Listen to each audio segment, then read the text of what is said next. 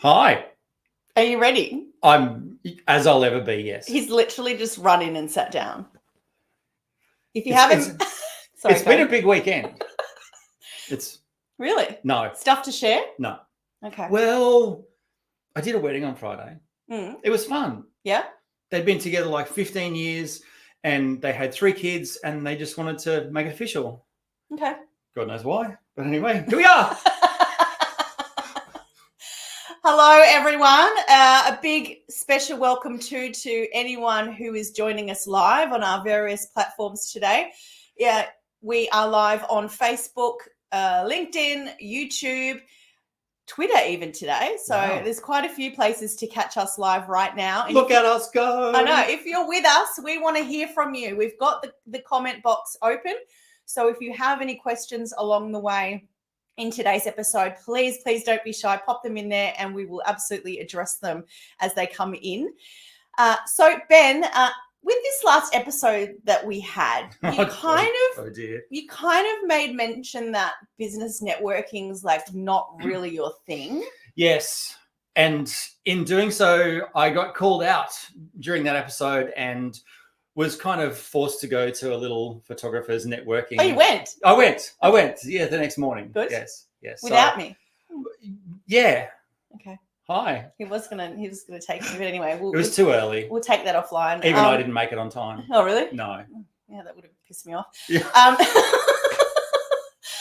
Anyway, we digress. Yes. So with Ben confiding in me and all of you that he doesn't love business networking, I thought it would be a good idea to bring in one of the experts who has turned business networking into an absolute art form. So let's not waste any more time. Let's bring him in, and hopefully, Ben, you're going to leave today with an absolute amazing skill set when it comes to business networking. Yep. Okay. Are you ready? Okay. All right, everyone, meet Jordan Heller. Hi, Jordan. How are you going? We need like a round of applause. We need some sound effects. Jazz hands. Anyway. How are you, Jordan? I'm great. How about you? I'm living the dream. Yes. Okay. Yes. Good stuff. Jordan Heller, we've brought you in because you have a really impressive CV when it comes to business networking. I know you've got some diverse experience around catering, venue sales, and event planning, but you've really mastered your craft when it comes to building connections and networking. So I guess I'd like to hear about your journey, sort of what's, specifically through the events industry. Yeah. So I after college, like a lot of people, I had no idea what I wanted to do with myself. So I ended up waiting on tables, which I feel like is where a lot of lost people go. And a lot of us creative art, isn't it? Yeah. So I was doing that for a few years, and moved to Florida, and kind of being in food service kind of led me into catering. I started doing catering for like luncheon catering, like making sandwiches and dropping them off at doctor's offices and pharmaceutical reps and all that. But I ended up really building good relationships with the pharmaceutical reps. So when I was fired from that job, I had made a lot of had made a lot of good connections that I got a job at another company, kind of like telling them I was coming with these connections for lunch business. And when I moved to that job, I ended up buying that company eventually. So I took over this catering company, but that was like a full service caterer. And I had come from like little sandwiches and nothing. So I really bit off a lot with that. But while I was there, I started doing weddings. I started doing full service catering. But for some reason, I used to get this like really big high out of referring people. Like I would bring people in for a tasting, and I had this whole table in my tasting room with business cards. And I'd be like, oh, who don't you have? You don't have a DJ? Here's a DJ. And they were like looking at me like I was nuts sometimes, but I don't know, something about the idea of getting business for someone else. Also, knowing who you're going to work with on the wedding day was exciting to that when you walk in, you don't know all the vendors. It was exciting to be able to help that process. So I really I kind of didn't realize I was building the steps of networking then. But after that, I went into venue sales, and I started this networking group on the side just as a fun side thing. Me and a planner did this like twice a year networking event while she was a wedding planner and I was working at venues. And our first event, we had 180 vendors come to. And Wow. it kind of just grew from there. And after a few years, I had someone kind of sit me down and put pen to paper and was like, you could do this as a business. So in 2020, late 2019, starting in 2020, I flipped it into a full-time business where I now have 215 members and do monthly networking events, education, and all different types of things. And it's called Swell, correct? Yeah, it's I wanted something that I could say as a word, because there's a lot of Mhm. networking groups that are just like letters, or sometimes they're letters and they're not supposed to make a word, but people say it as a word and it sounds ugly.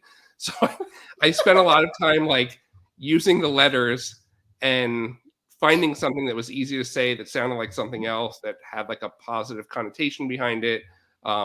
So after mixing up a bunch of, you always have to have wedding and event. So I knew there's going to be a W and E in there.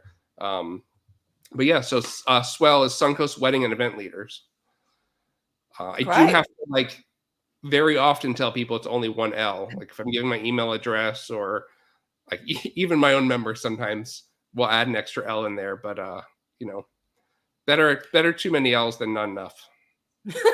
I have to say it, Jordan. That's a swell name. Oh God. Yeah.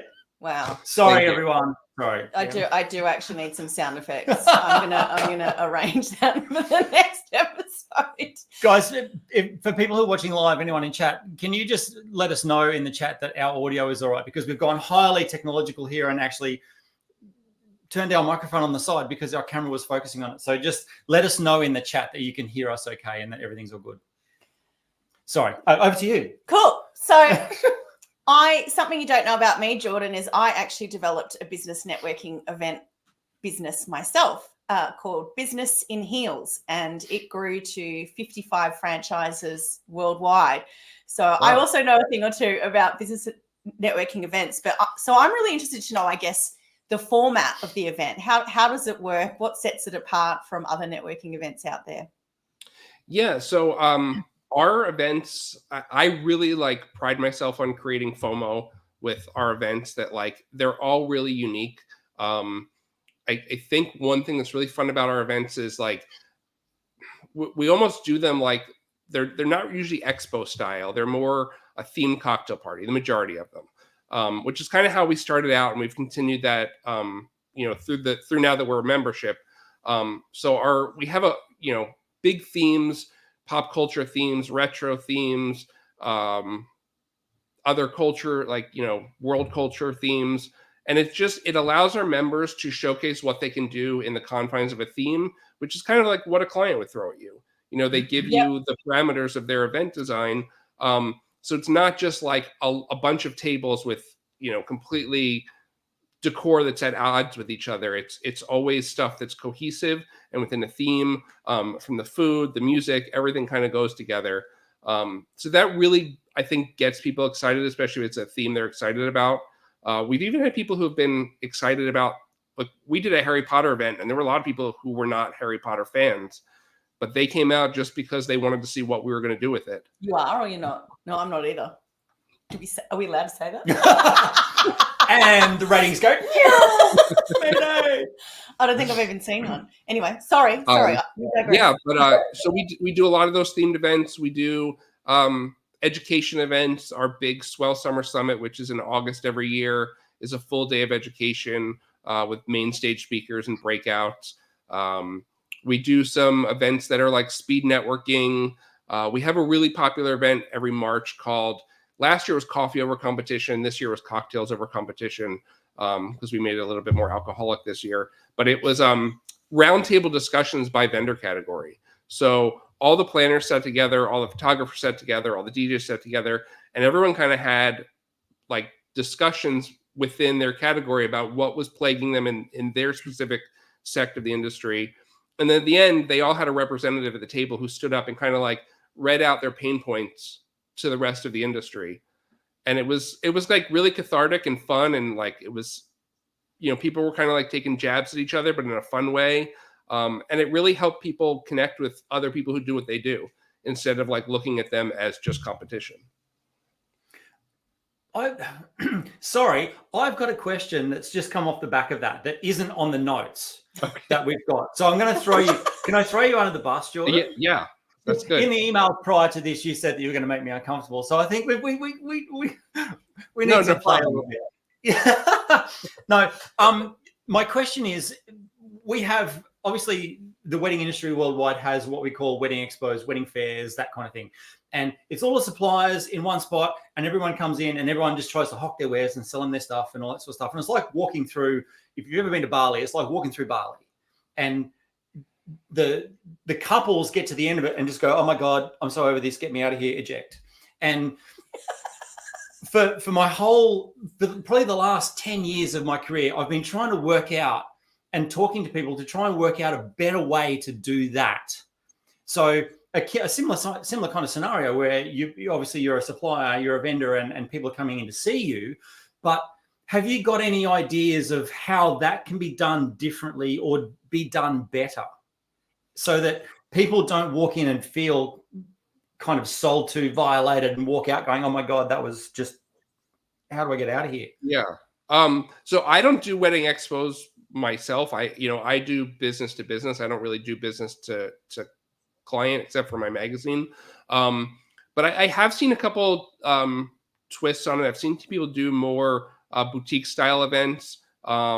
There was, where they had people in pods, kind of where there were different pods around the room, where it was like every pod had a planner, a florist, a photographer. Like so like you would go and it was kind of like vendors who worked well together, and you could pick a whole pod. I've seen ones where it's like there was one, I think, where couples had a like a liaison almost, and took them around the room. Like they would say, oh, I need to meet with these 3 people. And they would kind of like take them around the room. I also had an idea years ago, and it'll never happen probably in my lifetime, but I always wanted to open up like a swell office where we would have like a main conference room, and people can feel free to steal this idea because I'm not going to do it. Because I don't want to pay for an office. Explain it. Yeah, he's writing it down. Go. But tip number 1, never take on too much overhead. But anyway, so I thought it'd be fun to have an office where there's a big conference room, and then there would be other offices that were rented out by different wedding vendors, and you could schedule times where a couple would come in and sit down in the conference room. And instead of having to we have a lot of destination weddings here where couples will fly in and they have to like go and meet with different vendors all over town. This way they would come into the conference room and the vendors would come to them. So, for 15 to 20 minutes, they'd be scheduled with the DJ. The DJ would then go back to his office, do his work. And then, the planner would come out. Then the florist would come out, and whoever they could each, and that they could use that room for show tables. They could use it for dress fittings. So like, it'd be like a more luxury experience for the client to be able to sit there and have everyone come to them. And it would also double as a workspace for the, a lot of the wedding vendors who work from home, but want to have some sort of a professional place to meet with customers other than a coffee shop. I could see that being a business model around co-working, that someone creates a specific co-working space and it's only for wedding businesses or something. I think it's a great idea. There you go. Yeah. Everyone at home, start your business. Yeah. When I was researching you, Jordan, I found this fun title that was Jack of all trades, but a master of networking. Can you tell us about how, I guess, you've become particularly skilled at networking? Yeah, I mean, I think having jobs didn't pay well helped because it really it kind of makes you, put your head down and really get to know people and to get to the next step in your career. And so I never really missed any opportunity, especially when I was working at places that, may have had like a good reputation, but weren't paying that well. So people get excited to meet you because you were from that venue or from that company.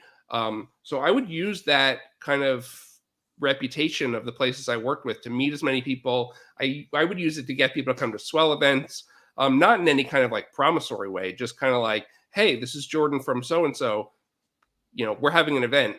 But I really use the names of the places, and obviously being at a venue is always great because everyone wants to, venues and planners, it's kind of, sometimes you can go to a networking event, just if you have the right name tag on, you can just stand back and the people come to you. So I use that to meet people, but yeah, I'm kind of like you, where I don't really like networking, which is weird for me to say running a networking group professionally. But if I go to, another market and walk into a room of people I don't know, I'm like against the wall. Like I feel like completely assaulted just by the thought of having to talk to strangers. So I totally get that. But really I just used knowing people as a way to kind of make my comfort zone, where now like I can walk into my own event and I know 90 of 100 people. So it's comfortable, they're all my friends and they're going to introduce me to the other 10 people. And then the next month I'm going to know everyone. And then, the new people will come and I'll get introduced to them. And so you kind of have to do that as an attendee as well. You have to meet as many people as possible, not just in person, but like virtually as well. I always find meeting people virtually first makes it really easier. If you connect on Instagram or LinkedIn or wherever, and you know someone's face, it's less awkward to walk up. It's so weird to walk up to a group of like 5 people who are talking and just put your hand out and start, hi, I'm Jordan. And you're like, we're having a conversation here. Like, it's weird. But if you know someone by their face, you're like, oh, hey, it's Jordan. We're friends on LinkedIn. Or, hey, I saw you did this wedding at such and such last weekend. There's like an in if you already have a virtual connection. So I'm really big on the, it's kind of like online dating professionally. I love that. And I think something that you said about over time, the more you go, that obviously the more people that you're going to meet. I think that's actually really, really key. If you, especially if you like buy a membership to your local chamber of commerce and you've paid some annual fee, like that alone should motivate you to go to those 12 events from a financial perspective. But we discussed this with Madeline in our previous episode, in that, if you can make a commitment to go up and talk to 1 or 5 people, even if, yes, it might get you out of your comfort zone, but over time, if you do that and you have this sort of membership in place, then, that's 50 people, isn't it, by the end of the year at a minimum that you've connected with. And it's going to be more and more comfortable going to these events because you're going to walk in and you're going to know 10, 20, 50 people in there, and you'll gravitate to them and they'll introduce you to someone else. And you just got to start, really. And you don't want to ignore the people you already know either. I think a lot of people think like, oh, I have to meet this many new people and I don't have time to meet people I already know. I had someone who once told me like, oh, I keep seeing the same people over and over. And I'm like, that's the point. You want to build a relationship with them. It's not a bad thing. No. Yeah. If you meet people once and then never talk to them again, you're not going to build any relationship, but you want to see them every month and like stay on the top of their mind. So if you have something that they need for their client, they're going to think of you as soon as it comes up because they just saw you 2 weeks ago and they know they're going to see you in another 2 weeks. So you're on their mind, but you have to always keep fostering those relationships. Maybe I need to pay to motivate me. What do you mean? Like to go to something like this. Maybe I need to pay to actually, because Kiri's just said in the chat that there's quite a few groups in Melbourne that would just, pay and play and go along with. And that wasn't her bag. So if you can't beat them, start your own. It's funny, when I built my network business in Heels, I actually took the reverse approach. I thought that it was more appropriate to charge a low fee per visit, because I felt like when you wanted to go to networking, you kind of maybe couldn't afford it. And that's a commitment too. Yeah. So our model was pay $40, pay as you go. There was no membership. So I've since sold the business, and I do believe that they do memberships now. But for me, it was a point of difference in that you pay $40. It's amazing value. You're leaving with a goodie bag that's, maybe $200-300 worth of value alone. But you go when you want to go. There's no commitment. So I don't know. There's lots of different sort of options out there, but there are ones like that as well, where if you feel like I'm not going to be able to commit to 12 or a year or whatever and make it financially viable, there are definitely ones out there, even on Meetup and things like that, that you can find where you can just go and you can pay a low fee and go casually as well. Yeah. I'd like to know. Oh, sorry, Jordan, go. No, I was just gonna say we do like a flat fee for the year, and then it includes your tickets.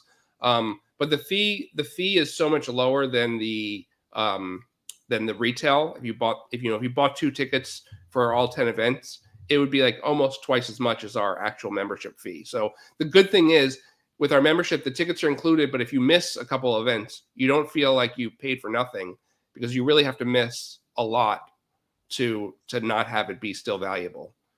Great. Okay. And we will talk about, for those of you who are in a geographical location where you can attend Jordan's events, we'll pop those links in the show notes as well.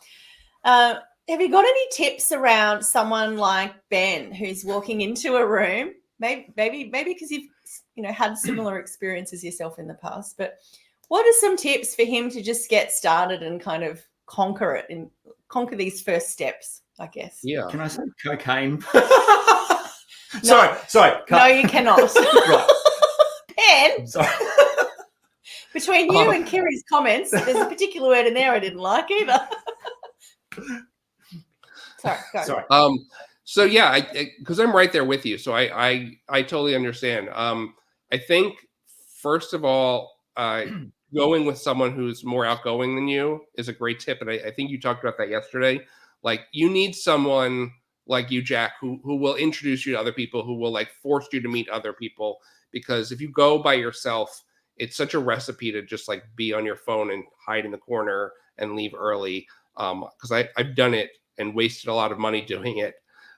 So like, I feel like you have to take someone with you. And I do a presentation called Networker, he wrote, which is like a nod to the 80s TV show Murder, She Wrote, where like I kind of compare planning networking to planning a murder.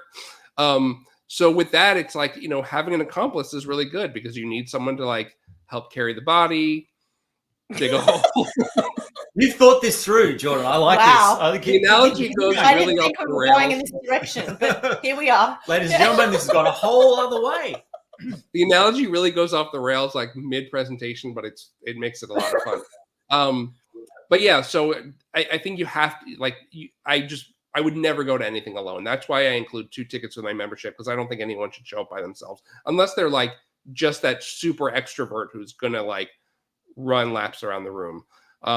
Also, I always go, and this has nothing to do with alcohol, but I always go straight to the bar, because I want to be able to like go into the room and survey the room and see who's there, who I need to avoid, who I want to meet, and like kind of just get a sense of the room. So going and like getting into the line for the bar right away kind of is like a way for me to like get a hold of the room. And then also, if you're awkward with your hands, like if you don't know what to do with your hands at a networking event, I mean, putting a drink in it is like, an easy way to just fill at least 50% of your hands. And then I always use like, because I don't want to be on my phone, because I feel like that's really standoffish. So if I'm wearing like a blazer, I'll put the blazer over my other arm. So I have like a drink in one hand and a blazer in the other arm. And then that kind of just like fills my arm, so I don't feel like I don't know what to do with my hands. And it doesn't need to be alcohol. I mean, I like to drink, and I think, Ben, you like gin as well, correct? Yeah, look, gin and tonic, espresso martini, whatever. Yep. Okay. I'm a gin and club soda. I can't do tonic, but it's, even if I'm not drinking, you can just get a club soda and lime, and that way, because you always have those people, oh, why aren't you drinking? Which is one of those like none of your business questions. But if I'm not drinking, club soda with a lime looks like a drink, but gin and club soda is great. Completely off topic at this point. I always like to answer that question with something really surprising and horrendous. But anyway, going on. I think it's good now in the current kind of situation. There's so much zero alcohol stuff out there. I mean, I went to something the other week, a work event for me, and I had to drive, but I wanted to get amongst it. So I had a 0 alcohol shandy, actually. I think it was up in the sneeze. You call that a sneeze? Well, no, there it is. Yeah, but I still sat there and felt like, you know, I had something in my hand and it wasn't awkward, and I felt like I was you know, fitting in. But yeah, you know. And then I think also, like, if you look for those people who are doing the same thing as you, who are playing on their phone, who do look uncomfortable, like, those are the best people to go and talk to, because you already know that they're uncomfortable, so you're gonna like be the hero in their eyes if you go and break the ice with them, because they're uncomfortable, so they're going to be super willing to talk already. And then, you know, if there's someone you can work with in the future, they're always going to remember you as the person who broke the ice for them. I was at a networking event a couple months ago, and like, it was a group of people from Swell, and it was not a Swell event, but there was like 10 of us, and then like 2 people. It was the beginning of the event, 2 people who were not with us, and you could just tell they were like, all these people know each other. And I just ran over and grabbed them, which is like not my personality to talk to strangers, but like, I knew I was like in that herd that looked scary, and so I like brought those people in, and they were like, you know, I see this person all the time now, and like, we have a great friendly relationship because she remembers me as that person who like didn't let her stand awkwardly in the corner for 2 hours. So Jordan, off the back of that, like, can you share a networking success story that you've had where you've made a connection that's led to something significant or some kind of big opportunity in collaboration?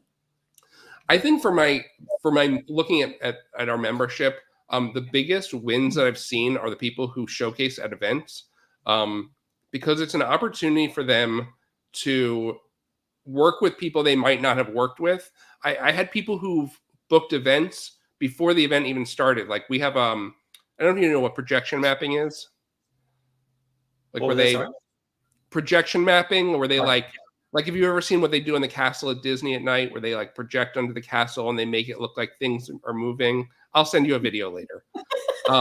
They do it on like wedding cakes a lot, where they project on, like, there's a projector onto the cake, and like Disney will do it where it looks like Tinkerbell is like flying over the cake, or like, I'll send you a video. Okay, thanks. Yeah. But we have a member who does that, and they do a lot of events, and like, they have booked, the venue has booked them for other in-house events while setting up for an event, because what they do is so cool. But then, you know, just people who work together, planners, I try to connect my planners with venues they've never worked at, because to bring them to something they work at all the time, it's not doing much for them. But if I have a planner planning one of my events at a venue they've never worked at, and then they start booking weddings there, it's a big win, because it's opening a door for them. Because that was, as a venue, that's always the hard thing. When you have someone who comes to you and says, you know, I want to be on your list, and you say, well, you have to do a wedding or 2 here before you're on the list. And they say, well, how do I book a wedding if you don't put me on the list? It's, you know, this ongoing chicken or the egg. So a networking event, like where I bring in planners, it's a really good opportunity to, like, you know, you're getting in and you're showing you can do a wedding there or an event there, respect their rules, respect their space, put on something amazing.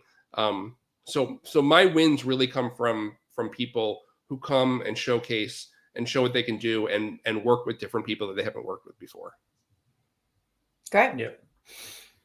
I've been to a couple of wedding specific networking events that were like venue open days, and gosh, they work so well. I can imagine they work really well for the couple, kind of walking in and seeing a floral display in the venue that they're considering and whatnot. But such a great relaxed way to meet other wedding vendors as well, particularly if you've got a little stall set up or whatever. You're just naturally feeling more confident going up and saying hello to the other stall holder and whatnot. So I think those, look out for those. They're really great, especially if it's a venue that you want to work with.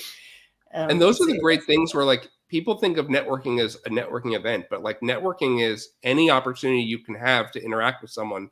So if you're doing a wedding show, you know, an expo alongside someone else, the people who are there, even every email, every DM, every interaction is part of networking, because it's all part of building the relationship. I think I've had people actually on events behave really badly, and I'm like, this, even though you're working, this is networking. Like, on a wedding day, it's networking. You know, how you work with someone affects your relationship with them and whether they want to work with you again. So every single opportunity you have is always like an opportunity to build a relationship. Anytime you're in the same room or somehow connected to another vendor, it's a networking opportunity, negative or positive. What about when it comes to relationship building? Have you got any tips around afterwards, after you've met this person, whether that's in person or at a wedding? What are your tips around cultivating that relationship? I think the thing is it's a slow game. People want to like become best friends overnight, and especially they want to become friends with people they don't really even like. They're just trying to like have the relationship for business purposes, and you really have to like make real relationships, which just like, I mean, they are real relationships, and just like a relationship, you know, romantic friend, it's something that develops over time. You can't expect to meet someone on a Tuesday at an event and be put on their list or get booked with them or do something, you know, 2 days later. So, you know, we're going to be in this industry hopefully for a long time. So you have to build these relationships slowly, which is seeing people multiple times. It's, you know, connecting with them on social media and then thoughtfully engaging with them.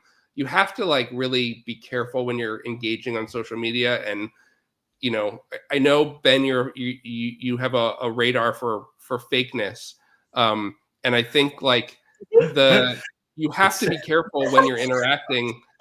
I have one person I know who I think they schedule their social media time, and they'll go through and they'll comment on everything I posted for a week with very generic, like, way to go, good job. And it's obvious they're not paying attention to what I actually posted. It's like, oh, I scheduled from 4 to 5 o'clock and I have this list of 10 people and I'm going to go through. And I mean, productivity wise, props to them for scheduling that. But like authenticity wise, like it's not authentic at all to do that. You have to like look at what people are posting and post something that's, you know, I think the same way Instagram, you know, registers your comment if it's more than 4 words, like to make it count for your engagement. Like you have to do the same. You have to put something that's a little bit more thoughtful. You know, if it's someone's birthday, just don't write HBD. Like you have to do a little more to develop that relationship and show someone you care. So I think it's all about being authentic and just giving the time the relationship needs, because it's a real relationship. Yeah. So going the effort to personalize that message, you know, Jordan, it was great seeing the other night. I love the tie, you know, whatever Yeah. it is. But like saying something, you go, oh, this person's like actually gone to a bit of effort. We're doing a callback to something you talked about. Like if you talked about a TV show or, I mean, a really good thing to, this is terrible. A really good common ground is a common enemy. I feel this guy. He's feeling you. I don't ever want to encourage gossiping, but if it's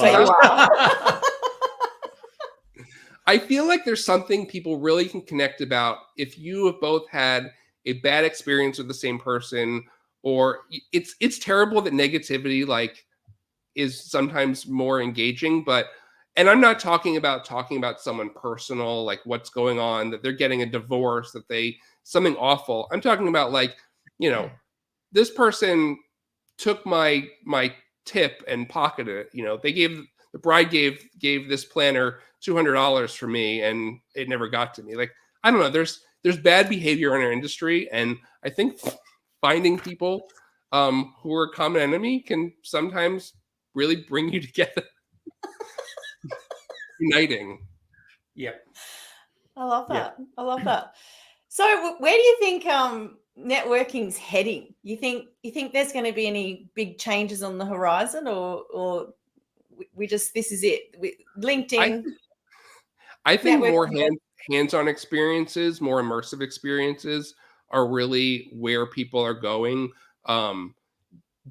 Not getting away from fluff.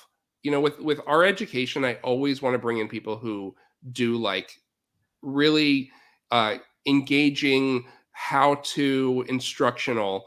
We don't do too much of the inspirational, and I don't want to put down anyone who does. To me, it's just not what's going to move your business forward. And so I think the more hands-on we get, the more niche we get, you know, and with Swell, we speak to a big audience because we have people from every category. But I try to find opportunities, even with it's not with us. There's a company, Venue Help Desk, and they're doing a venue specific education day. So I pushed it out to all my venue members because it's a niche that will really be hands-on for them because they have different needs than a planner has, than a photographer has.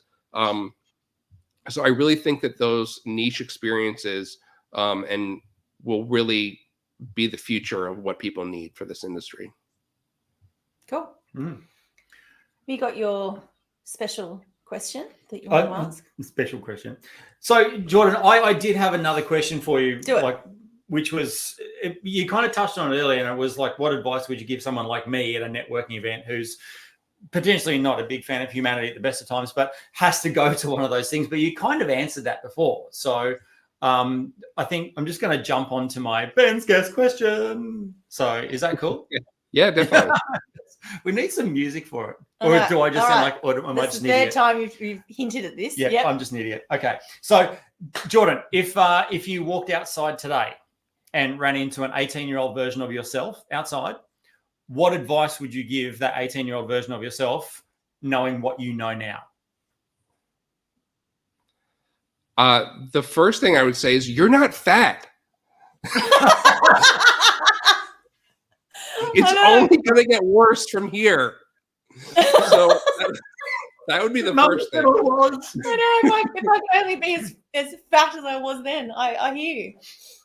Yeah, I would say that. Then I would say stop using hairspray.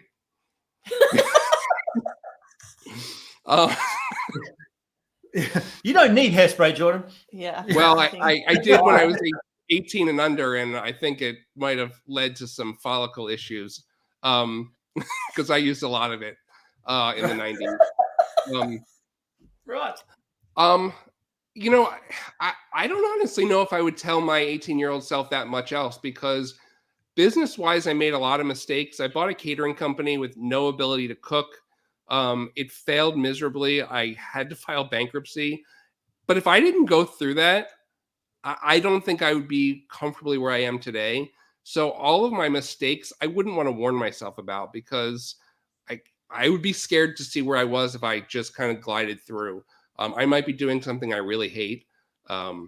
So, I would just say you'll get through the mistakes and just live in them. I love that. Yeah, good advice. Thanks. Someone once told me this one line, which doesn't sound like much, but if you actually sit on it and think of it, it makes a lot of sense. Education is expensive. Yeah. Right? Yeah. Honestly, like the mistakes, but they're education at the end of the day, and you learn from them. But yeah, I've had some doozies myself that have cost a lot of money, but education is expensive. And success is a shitty teacher too, I think. That's a good one. Yeah. I like that. Yeah. Jordan, I know that you've got something special coming up, a virtual summit. Why don't you walk us through that one? Yeah, May 29th, we're doing a website summit. It's the first virtual event I've done since 2021. I kind of feel like I, stayed away from it because it just gave me too many COVID flashbacks. But we have some really great educators who aren't all here locally. So it's all about websites. We have a speaker coming in to talk about copy on your sales page. We're doing something on SEO. And then we have someone talking about design, and it's about hiring a designer versus doing it yourself. And then we have a really great MC who is a lawyer who will be kind of guiding everyone through the event, but then also giving like legal tips in between about things you need to have on your website to keep you, legally all good with your site. So it's May 29th. It's going to be on Eastern Standard Time. It'll be 1 p.m. to 4:30 p.m. Probably the middle of the night for you guys. But we record everything, and so anyone who buys a ticket will get the recordings as well. The Wedding Academy, my business is mostly an American and European market. So, but yeah, for any Aussies that are listening like me, I think it's 3:00 in the morning, isn't it, Jordan? Something like that. So stay up with that gin or watch the recording. But it sounds like it would be absolutely worth doing. Yeah. So where can people find more? Is that just on your website? Yeah, so if on suncoastweddingevents.com, there's a vendor tab. I'm not great about updating the events there. So really our Instagram is the best place. The Instagram stories. I'm always like adding in what our next event is in the stories. That's usually the best spot. So our live events and virtual events, anything we're doing is always on Instagram stories. And then if there's like not a story that day, our Facebook is a great place too, because the event pages are always there on Facebook. Okay, great. Good old Facebook. Yes. So the website is suncoastweddingandevents.com, and your Instagram username is Swell with one L, SWEL events. Yes, Jordan, correct. thanks so much for joining us. There's been loads of comments, which I haven't even got to, but Kiri has said, this has inspired me to up my game and get my events happening again. I'm feeling this guy. This is my jam, and I've never laughed so much listening to a podcast. Kiri's keyboard's on fire this Yeah, morning. I think you might have her registering for a ticket to your virtual summit. So Awesome. Paul Romero says you're the GOAT, Jordan. what does that mean? Oh, Greatest of all time. Oh, wow. Jordan is the GOAT, yeah.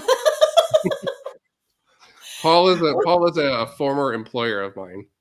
Oh, right. Right. Okay. Cool. So Well- we might leave it there, but Thanks very much. pleasure spending this time with you, and I'm sure we'll have you back to talk about more things networking. So pleasure to meet you, Jordan. Thank you, Jordan. Awesome, you as well. All right, we'll see you soon. Bye. God, that was a good one. That was fun. Yes. I got a lot out of that. He didn't make me uncomfortable. No, No. but I mean, So- I don't know. I know a lot about networking, and he had some really interesting ideas that I thought were really Yeah. good. Some stuff I need to think about, maybe. Yeah. Yeah. So Yeah.